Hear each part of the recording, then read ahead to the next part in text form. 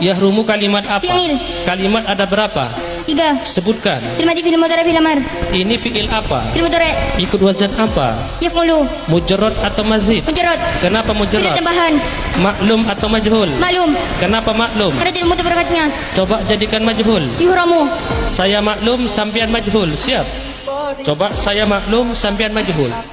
Fa'alah, jadikan majhul. Fu'ila. Nasara, Nusira. qatala, Kutila. daraba, Duriba. fa'ala, Fu'ila. kabbara, Kubira.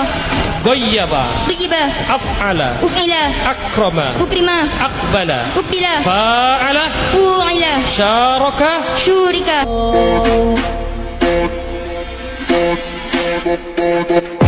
Body,